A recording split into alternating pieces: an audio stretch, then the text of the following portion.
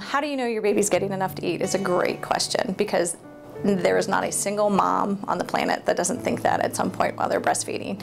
And the inherent thing that's so hard about breastfeeding is when you give a baby a bottle, you're like, oh, there's 2 ounces, and then I give the bottle and the 2 ounces are gone, so the baby got 2 ounces. With breastfeeding, you're like, are they getting anything? You know, and you see a little dribble here and a dribble there, and you're like, that seriously doesn't seem like enough food. So you have to go with the system, and it's hard to let go and say, okay, so what I need to look at is making sure that my baby is having 6 to 9 wet diapers a day, and making sure that it has a bowel movement for every day of life.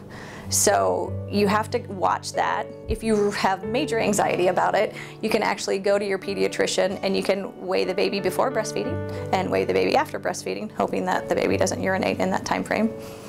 And you can actually see how much you actually feed the baby. But, you know, if you need to calm yourself and say, okay, the baby's actually eating, you can do that. But for the most part, you look at the wet diapers and then how many bowel movements the baby has.